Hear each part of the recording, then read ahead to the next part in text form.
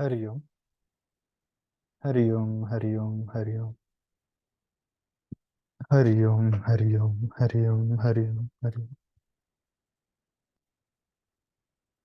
9:30 वाजताच्या ध्यान प्रक्रिया सेशन मध्ये मी आशुतोष सगळ्यांचं स्वागत करतो. नेहमीच्या प्रार्थनेने आपण सेशनची सुरुवात करूया. अखंड मंडलाकारं व्याप्तं येन चराचरं तत्पदं दर्शितं येन तस्मै श्री गुरवे नमः. गुरुर्ब्रह्मा गुरुर्विष्णू गुरुर्देवो महेश्वरः गुरुः साक्षात् परब्रह्म तस्मै श्री गुरवे नमः. शास्त्रज्ञं शास्त्रगम्यं च धर्मगम्यं च धार्मिकं निस्सङ्गं सकलाधारं भक्तं स्वात्मरतं तथा वाङ्मिनं शान्तमूर्तिं च भक्तदुःखप्रणाशनं योगिनं माधवानन्दं सोऽहं रूपं नमाम्यहम्. ओम.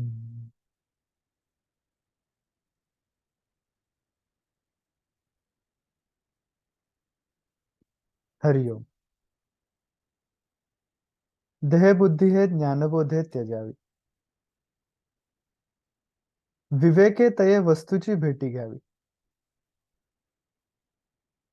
तदाकार हे वृत्ती नाही स्वभावे, म्हणून सदा तेची शोधीत जावे. मागच्या वेळी या मनाच्या श्लोकाचा अर्धा भाग आपण बघितला होता. देहबुद्धी हे ज्ञानबोधे त्यजावी. ज्ञानाचा विचार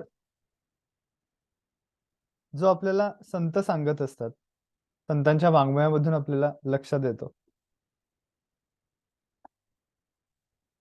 त्या मार्गावरती राहण्याचा प्रयत्न करताना त्याबद्दल उठणारा संदेह ही देहबुद्धी असू शकते. याचं कारण का तो संदेह ज्या मुळे निर्माण होतो, तो भ्रम म्हणजे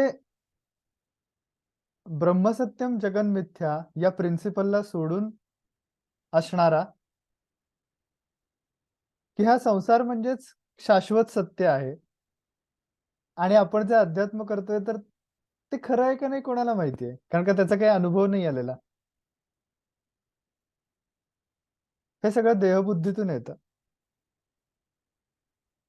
याचं कारण आमच्या देहाशी संबंधित जे सेन्सरी ऑर्गन्स आहेत, त्या सेन्सरी ऑर्गन्स मधनं आम्हाला जे जे काही ज्ञान होतं त्याच्यावरती आमचा विश्वास असणं हे चूक आहे का? तर विश्वास असणं हे चूक नाहीये, पण तीच गोष्ट केवळ सत्य आहे आणि बाकी सगळं असत्य आहे किंवा बाकी सगळ्याबद्दल संदेह उठणं ते खरं आहे का नाही असं वाटणं ही देहबुद्धी आहे. आणि त्यामध्ये आपण असतोच. याचं कारण तसं जर का नसतं तर आपल्याला जन्म घ्यायला लागला नसता. त्यामुळे त्या प्रकारच्या धारणा धरूनच आपण असतो की देहाशी संबंधित जे काही भोग आहेत तर ते त्यांच्याशी संबंधित होऊन राहणे, त्याच्यामध्ये आसक्त असणे थोडंफार प्रमाणामध्ये, ती गोष्ट खरी आहे असं वाटणे आणि त्याच्याबद्दलची व्यक्तिमत्वाची पकड, आपल्या मनाची पकड त्या भोगांच्या पॉझिटिव्हनेस, त्या उपभोगांच्या बद्दल असलेला पॉझिटिव्हनेस, ही सगळी देहबुद्धी.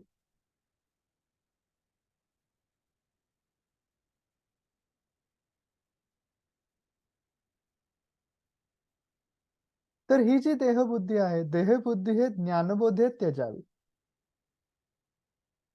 थोड्या वेळासाठी तो विवेक वापरून, आत्मविवेक की ह्या गोष्टीमधनं जरी मला काही काळासाठी सुख प्राप्त होत असलं, तरी सुद्धा ह्याचा जर का मी एक्सेसिव्ह यूज केला, तर माझ्या शरीरावरही त्याचा वाईट परिणाम होणार आहे आणि माझ्या आयुष्यामध्ये मी जे ठरवलेलं एक उद्दिष्ट आहे, त्या उद्दिष्टाच्या मार्गावरनं जर मला पुढे-पुढे जायचं असेल, तर त्याच्यापासनं मी ह्याच एका गोष्टीमध्ये कायमसाठी आसक्त राहिलो, जास्त वेळ आसक्त राहिलो, तर त्या उद्देशाच्या पासनं मी कुठेतरी लांब जाणार. याचं कारण माझं मन हे जर का त्या गोष्टींच्या मध्ये गुंतलेलं असेल, तर ते उंच अशा प्रकारच्या आध्यात्मिक धारणा धरण्यासाठी सक्षम होणार नाही. शांत बसल्यानंतर हे लक्षात येतं, की आपलं मन किती चंचल आहे आणि त्याला जर का आपल्याला वृत्तीविरहित, विचाररहित अशा अवस्थेपर्यंत न्यायचं असेल आणि स्वची सूक्ष्म जाणीव अनुभवण्यापर्यंत त्याला शांत करायचं असेल, ती जाणीव सेन्स करण्याची कपॅसिटी त्याच्यामध्ये डेव्हलप करायची असेल, तर ते इतर कुठल्यातरी गोष्टींमध्ये अडकून राहिलं असेल, तर जसं पक्ष्याचा पाय हा जमिनीमध्ये कुठेतरी अडकून राहिला असेल, तर ते उड्डाण घेऊ शकणार नाही तो पक्षी.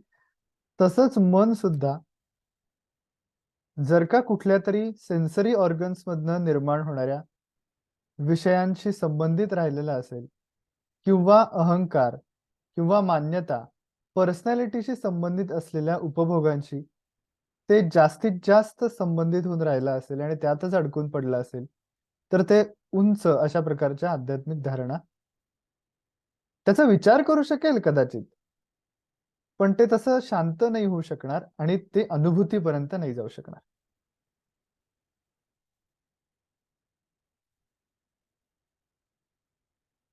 ही अॅनालॉजी खरं तर खूप बघण्यासारखी आहे, की जेव्हा-जेव्हा आपण असं म्हणतो, की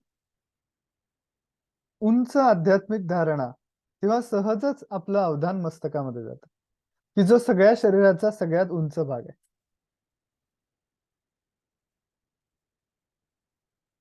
तुकाराम महाराजांनी देखील त्यांच्या एका अभंगात म्हणले, "उंच देवाचे चरण." उंच देवाचे चरण याचा अर्थ इथे, भ्रूमध्यपाशी. उंच देवाचे चरण तेथे माझे अधिष्ठान.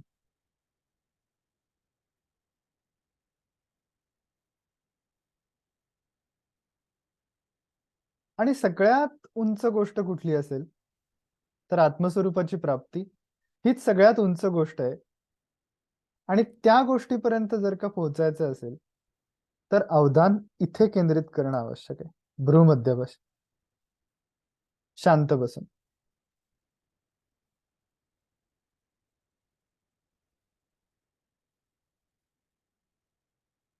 त्यामुळे बाकीच्या गोष्टींमध्ये आपण ज्या सगळ्या संबंधित असतो, त्याच्यामध्ये एक्सेसिव्ह अमाउंट ऑफ एनर्जी आपली खर्च होत नाहीये ना, याकडे सतत लक्ष ठेवणे. शक्य तितका वेळ नामस्मरण करणे, व्यवहारामध्ये ज्यावेळेला आपण उपासना, ध्यानाची करत नसू किंवा नामाला प्रत्यक्ष बसलो नसू, तो काळ सोडून इतर काळामध्ये सुद्धा व्यवहारात वावरताना मनामध्ये ते नाम सतत चालू असणे. नामस्मरणारहित जास्त काळ मन असू नये.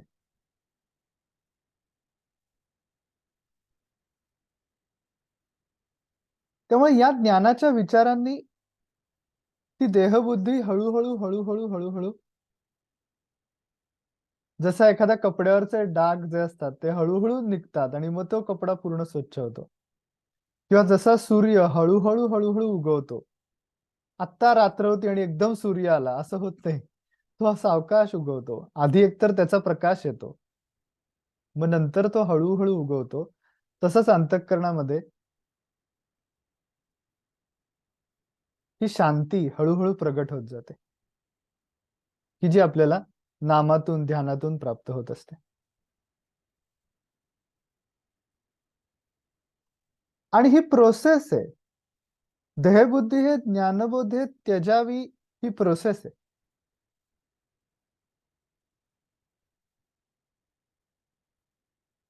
त्या प्रोसेसमध्ये वैचारिक भागही आला आणि प्रक्रियेचाही भाग आला.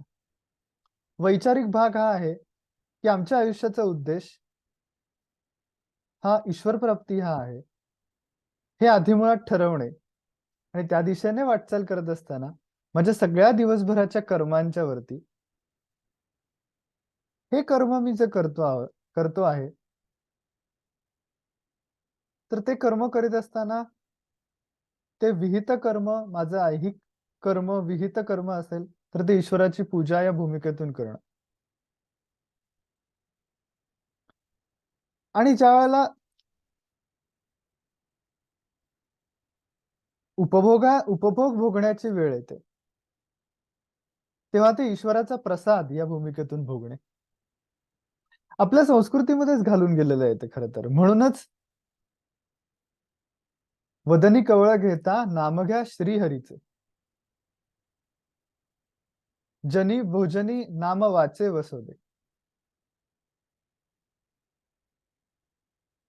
असं समर्थांनी म्हणलेलं आहे की जेवताना त्या अन्नावरती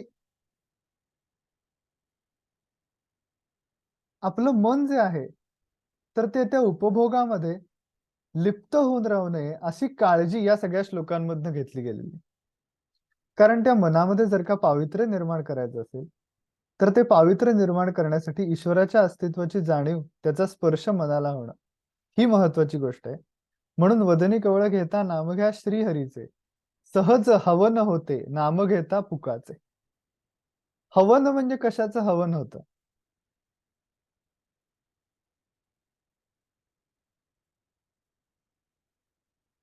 तर माझ्या आतमध्ये जी उपभोगाची आसक्तीमय जाणीव आहे ती जाऊन केवळ शरीर हे उपासनेसाठी जिवंत राहील एवढ्याच उद्देशाने मी अन्न ग्रहण करेन. आणि त्या त्या उपासनेला पूरक आणि योग्य अशा प्रकारचं अन्न ग्रहण करेन. आणि हे फक्त अन्न ग्रहणाच्या बाबतीत नाहीये, हे सगळ्या प्रकारच्या उपभोगांच्या बाबतीत आहे. एकतर तो भोग भोगत असताना ईश्वराचा प्रसाद या भूमिकेतून तो भोग भोगणे. मग तो सुखमय असू शकतो भोग किंवा दुःखमय भोग असू शकतो.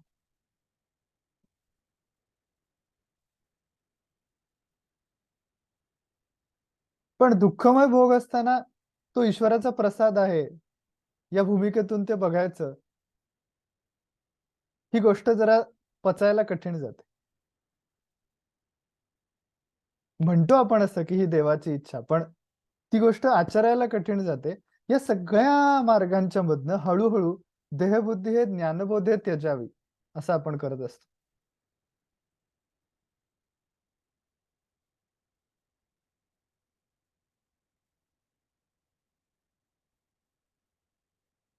विवेके तये वस्तूची भेटी घ्यावी.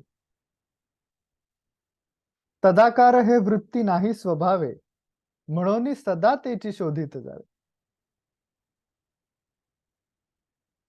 म्हणून त्याची शोधित जावे असं नाही, म्हणून सदा त्याची शोधित जावे, की कायम. कारण ही एकदा होणारी गोष्ट नाहीये एका झटक्यात. त्यामुळे ते सारखं सारखं करायला लागतं आणि ते सतत करायला लागतं. म्हणजे उपासना ही गोष्ट दररोज करायची, नियमितपणे करायची, या सगळ्या गोष्टी तर आहेतच. पण दैनंदिन जीवनामध्ये वावरताना सुद्धा सारखं आतमध्ये एका बाजूला हे असू देत, की मी जे काही कर्म करणार आहे, तर ते माझ्या ध्यान प्रक्रियेमध्ये मी जेव्हा ध्यानाला बसेन, नामाला बसेन, उपासनेला बसेन, त्यावेळेला या कर्माचा माझ्या मनावरती कसा परिणाम होतोय, याकडे सतत लक्ष असणं.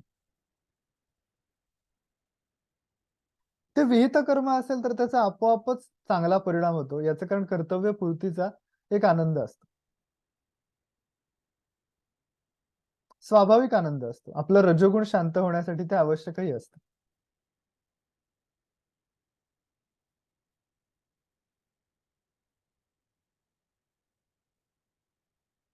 पण काही काही कर्म अशी असतात की जे आपण आपल्याला माहिती असतं एकीकडे की याचा खरं तर माझ्या ध्यानावरती परिणाम होणार आहे. म्हणजे समजा मी एखादा कार्यक्रम मला YouTube वरती खूप आवडला आणि मी तासनतास तोच कार्यक्रम बघत राहिलो. डोळ्यांवरती तर त्याचा वाईट परिणाम होतोच म्हणजे. पण त्याच गोष्टीमध्ये मन एक्सेसिव्हली लिप्त राहतं. एक्सेसिव्हली लिप्त राहतं. आणि मग त्याच्यातनं बाहेर येऊन ध्यानाला बसायला किंवा नामाला बसायला ते शांत व्हायलाच खूप वेळ लागतो.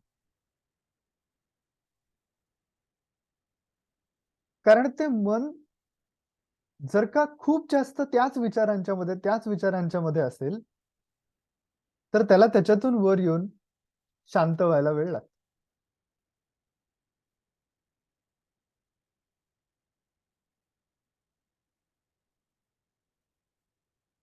आणि ईश्वराच्या अस्तित्वाची जाणीव ही गोष्ट अशी आहे, की त्याला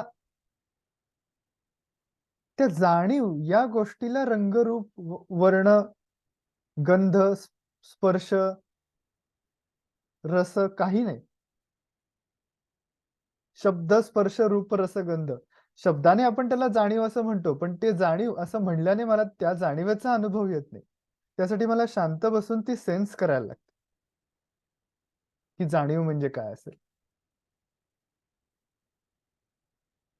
आणि ते एकदा का लक्षात आलं, की ते फक्त ज्याला लक्षात आलं त्यालाच ते कळतं आणि त्याला ते शब्दांनी दुसऱ्याला तसा अनुभव देता येत नाही. शब्दांनी तो एक्सप्लेन करू शकतो, पण शब्दांनी तो अनुभव त्याला देता येत नाही. तो अनुभव त्याचा त्यालाच घ्यायला लागतो. जसं गोंदवलेकर महाराजांनी एके ठिकाणी म्हटलंय, की राजा जरी झाला तरी सुद्धा त्याला रोग झाल्यानंतर औषध त्याच्या दासदासींनी घेऊन उपयोग नाही. तर राजालाच घ्यायला पाहिजे. दासदासी फार तर त्याला औषध रेकमेंड करतील किंवा त्याच्याकडे असलेले वैद्य त्याला औषध रेकमेंड करतील.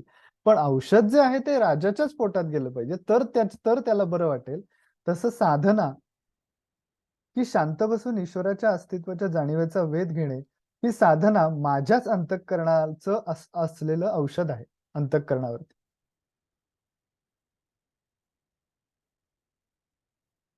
आणि ते मलाच माझ्या मनावरती करायला पाहिजे काम.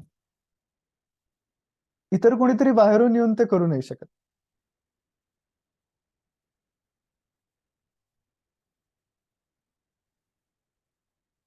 आणि हा विवेक, या विवेकाने त्या वस्तूची भेट घ्यायची. वस्तू याचा अर्थ परमात्मा. त्या परमात्म्याची भेट या विवेकाने घ्यायची. म्हणजे माझी एकतर उपासनेची वेळ किंवा उपासनेचा काळ माझ्या दररोजच्या ध्यानातला न चुकवणे. आणि ध्यानाला बसल्यानंतर हा विवेक, की काही वेळासाठी मी इतर कुठलाही विचार न करता केवळ स्ववरती फोकस करून राहणार आहे. हा विवेक. या विवेकाने विवेके तय वस्तूची भेटी घ्यावी. तदाकार हे वृत्ती नाही स्वभावे, म्हणून सदा त्याची शोधित जावे. आता ही वृत्ती तदाकार आधीपासून नाहीच आहे मुळे. म्हणजे याच्यामध्ये ना एक प्रकारे समर्थांनी असर्शन दिलेलं आहे. एक पॉझिटिव्ह आधार दिलाय, की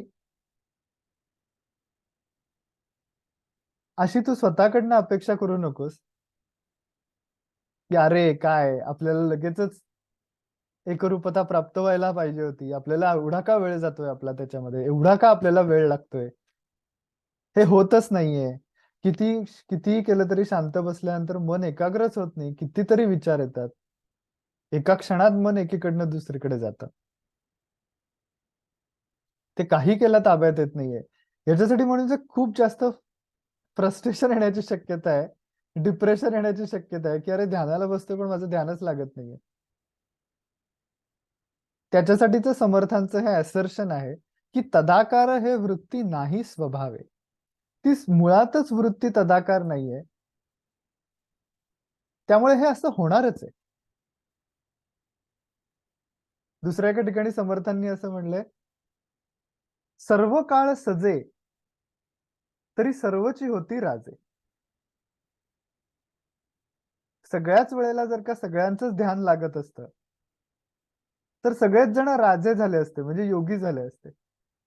सर्व काळ सजे तरी सर्वची होती राजे, काही सजे काही न सजे ऐसे आहे. काही वेळेला सजतं, काही वेळेला सजत नाही. ही प्रोसेसच तशी आहे. त्यामुळे हा ऍक्सेप्टन्स स्वतःच्या बद्दलचा, की हो मी या पातळीला आहे, पण मी वरती जाण्याचा प्रयत्न करतोय प्रामाणिकपणे. आणि तीच सगळ्यात महत्वाची गोष्ट आहे. एकदा पठ्ठेबापूराव म्हणून जे होते, तर ते बाबा महाराज सातारकरांच्याकडे आले होते. आणि त्यांच्यासोबत पठ्ठेबापूरावांच्या फडातली सगळी मंडळी होती ती. तर बाबा महाराज सातारकर आतमध्ये बसले होते त्यांच्या खोलीमध्ये. तर पठ्ठेबापूराव बाहेरूनच मोठ्याने म्हणाले, की "मी पतित आहे, मला प्रवेश आहे का?" असं बाहेरूनच म्हणले मोठ्याने. "मी पतित आहे, मला प्रवेश आहे का?" तर त्यावर बाबा महाराज सातारकर एकदम म्हणाले, "हो, इस्पितळ हे रोग्यांसाठीच असतं" म्हणाले. इस्पितळ हे रोग्यांसाठीच असतं. म्हणजे आधी मुळात आम्ही कुठल्या पातळीला आहोत याचा ऍक्सेप्टन्स, याचं आधी मुळात एक्नॉलेजमेंट स्वतःपाशी प्रामाणिकपणे, की शांत बसल्यानंतर खरोखरीच मला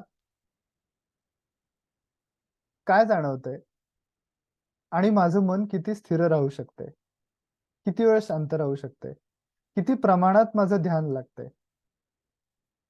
ध्यान लागण्याचे पॅरामीटर काय असतील?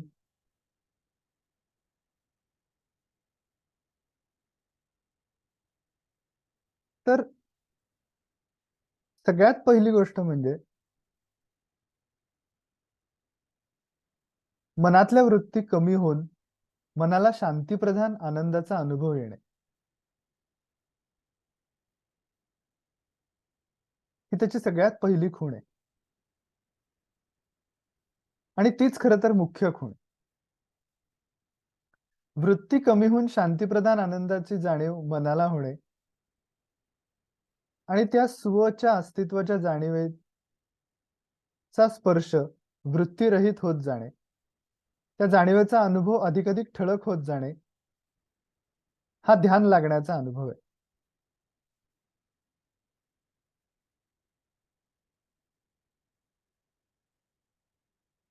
आणि ती जाणीव कशा प्रकारे स्पष्ट होते? तर शांत बसल्यानंतर, डोळे मिटल्यानंतर स्व म्हणजे मी असं म्हणल्यानंतर मला जे जाणवतं, व्यक्तिमत्वाचा भाग थोडासा बाजूला ठेवून केवळ अस्तित्वाच्या जाणीवेवरती, माझ्या स्वतःच्याच अस्तित्वाच्या जाणीवेवरती मी आहे अशा मूळ जाणीवेवरती अवधान केंद्रित करून राहणे. मी आहे असं म्हणल्यानंतर मला जे वाटतं ते सेन्स करण्याचा प्रयत्न करणे.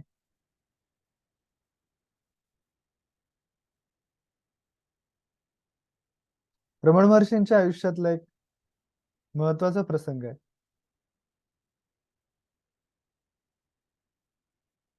एकदा त्यांना असा अनुभव आला होता, की आपल्या शरीरावरती आघात झालेला आहे आणि आपण आता मरतोय, असा त्यांना अनुभव आला होता. त्यावेळेला त्यांनी असा विचार केला, की आपण मरतोय म्हणजे कोण मरतंय हे तरी एकदा बघावं.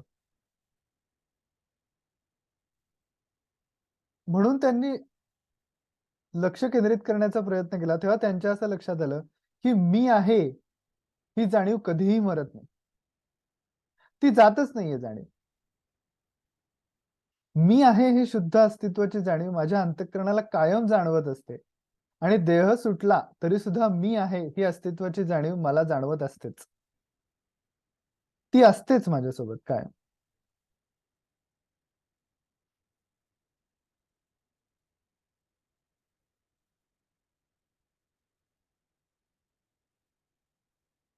त्यामुळे केवळ या जाणीवेवरती अवधान केंद्रित करून राहणे, त्यासाठी आपले मन तसं कल्टिवेट करणे, की इतर विचारांच्या मध्ये गुंतून न राहता ते केवळ स्वच्या अस्तित्वाच्या जाणीवेवरतीच राहू शकेल, यासाठी ते सक्षम करणे. कसं करणे? उपासनेने, अभ्यासाने. म्हणून समर्थांनी म्हणले, म्हणून सदा तेची शोधित जावे. पातंजल योगसूत्रात देखील असंच वर्णन आहे, की सतु दीर्घकाल नैरंतर्य सत्कारा सेवितो दृढभूमी. दीर्घ काळापर्यंत आणि निरंतर,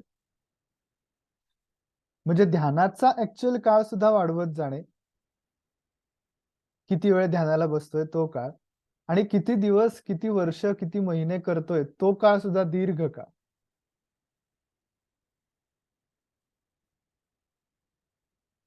अंबुराव महाराजांना एकाने विचारलं होतं, की हे आमचं कधी होईल? कधी आम्हाला समाधी अवस्था प्राप्त होईल? कधी आम्हाला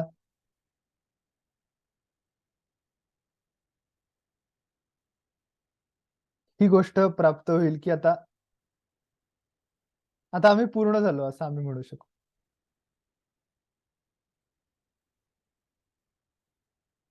तेव्हा अंबुराव महाराज म्हणाले होते, की तो काळ मी तुम्हाला सांगणार नाही. कारण तो काळ मी तुम्हाला सांगितला, की तुम्ही स्वचं ध्यान करायच्या ऐवजी त्या काळाचं ध्यान कराल. 5 वर्षाचा काळ सांगितलं तर 5 वर्षाचं ध्यान कराल. आणि हे ऍक्च्युअली अशा प्रकारचा प्रसंग गोंदवलेकर महाराजांच्या महाराज ज्यांच्याबरोबरचे त्यांचे प्रसंग प्रसिद्ध आहेत. त्याच्यामध्ये एक असं आहे, की एक जण त्यांच्याकडे आले आणि म्हणले, की महाराज तुम्ही म्हणाला होतात, की 13 कोटी जप झाल्यानंतर राम भेटेल. तर 13 कोटी जप झाला, पण राम काही अजून भेटला नाही. तेव्हा महाराज म्हणले, अरे 13 म्हणजे हिंदी मधलं 13, 13 कोटी. जो काही जप करू तो सगळा तुला समर्पित. तुमचं सगळं मेरा कोटी चाललेलं आहे असं म्हणले. तर ते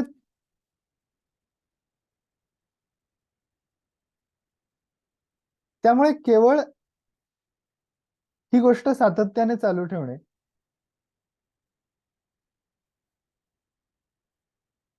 तसंच एकदा निसर्गदत्त महाराजांना एकाने विचारलं होतं, की तुम्ही हे म्हणताय, की मी आहे या अस्तित्वाच्या जाणीवेवरती अवधान केंद्रित करायचं वगैरे. तर हे सगळं आम्हाला साधणार आहे का? आम्हाला साधेल का कधी? आमचं मन कितीतरी हजार ठिकाणी भटकत असतं सारखं. तर ते आम्हाला साधेल का खरंचच? तर तेव्हा निसर्गदत्त महाराज म्हणले, तुम्हाला हवंय का? तर मिळेल. आम्हाला ते हवं आहे का? हाच सगळ्यात मुख्य प्रश्न आहे. काही प्रमाणात हवं आहे, अशी स्थिती आहे. काही प्रमाणात हवं आहे, पण बाकी पण बऱ्याच गोष्टी हव्या आहेत. आणि त्या गोष्टी जास्त हव्या आहेत या गोष्टीपेक्षा. ही गोष्ट असली तर बरी आहे, असं अशी सिच्युएशन आहे. हळू बदलत जाईल. जशी आपली उपासना आपण म्हणून समर्थांनी एकच प्रार्थना केली, सदा सर्वदा प्रीती रामी धरावी. त्या गोष्टीमध्ये प्रीती निर्माण होणं ही सगळ्यात महत्वाची गोष्ट.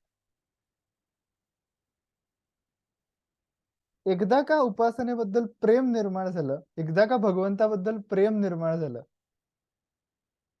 की मग त्याचा प्रवास उरत नाही असं नाही. त्याला प्रवास करायलाच लागतो. ती साधना करायलाच लागते. पण तो त्याचा प्रवास सुखकर होतो कितीतरी पटीने, आणि तो लवकर होतो, फास्ट होतो. कारण त्याची उपासनेची तीव्रता वाढते. उपासनेची क्वालिटी आणि क्वांटिटी दोन्ही वाढत जाते. आणि त्याच्यामुळे ती गोष्ट साधायला मग फार वेळ लागत नाही.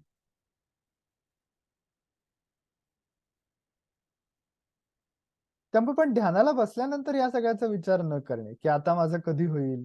आता मी एवढे दिवस ध्यान करतोय, आता किती दिवस झाले पण माझं काही झालं नाही. असं इमॅजिनेशनच न करणे. आत्ताच आहे. मी आहे या मूळ जाणीवेवरतीच मला अवधान केंद्रित करायचंय आणि ती कायमच माझ्या जवळ असते. 24/7 असते. ध्यानाच्या काळामध्ये मी विशेष लक्ष त्याच्यावर देतो. इतर कुठलाही विचार न करता त्याच्याशी त्या जाणीवेशी समरस होण्याचा प्रयत्न करतो. त्यामुळे नंतर केव्हा तरी काहीतरी होईल, नंतर कधीतरी मला समाधी अवस्था प्राप्त होईल, असं इमॅजिनेशनच करायचं नाही. आत्ताच आहे.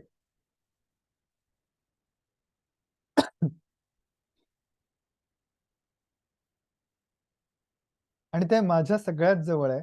मीच ते आहे. स्व या मूळ स्वरूपात.